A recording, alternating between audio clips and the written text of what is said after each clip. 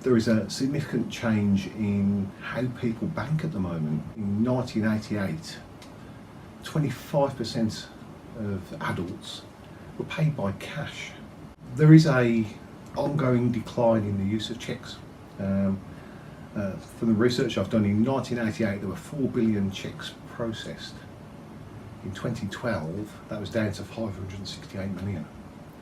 So a dramatic change, and those changes are continuing. On average, cheque usage is decreasing by 13% a year. People aren't going to the bank to pay cheques in, and they're making payments electronically, so they don't actually visit high street banks as often as they used to. The typical customer visits a bank branch once every 2 to 3 months.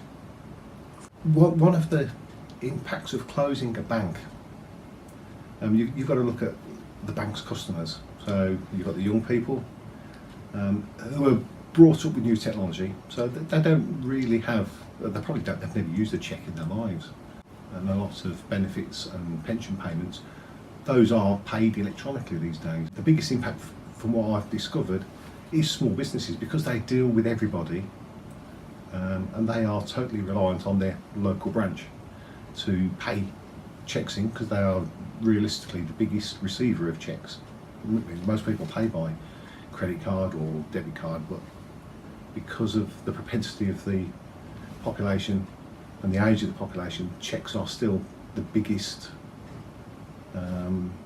use for small businesses. Cosham branch closing is going to affect small businesses. Do small businesses then change how they deliver their services, or do they relocate? The other impact for small businesses, as well as paying in cheques and banking and withdrawing cash for transactions, they also go to banks for loans and other banking products.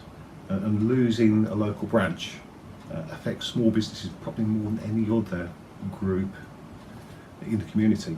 The decline in small business lending when a local branch closes is quite significant. Loan facilities decrease by 63% when the branch closes. But if that bank is the last bank in the area, small business lending drops by 104%.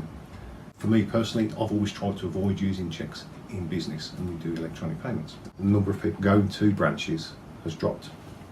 So you've got three factors: the financial crisis and new regulation, the banking mergers, and the way that people bank has all impacted on bank usage. And the banks are saying people aren't using our branches, it's not efficient, it's not cost effective, and they're choosing to close them. Unfortunately, the branches that tend to close as a rule are the more isolated and rural branches compared to the city centre branches, because of the number of people in the area that can use them.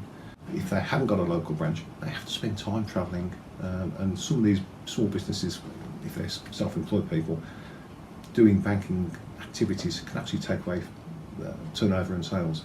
The growth in mobile phones and smartphones, they say that approximately 2/3 of the population, or two-thirds of every household, has access to one smartphone.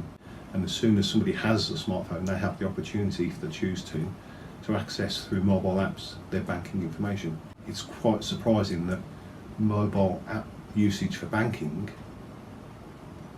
has double the usage compared to online banking. So it's constant change all the time to enhance the security. There is always the risk, and people can always gain access to the system. Using the online gives me the opportunity to review and access my banking information in all its forms very, very quickly.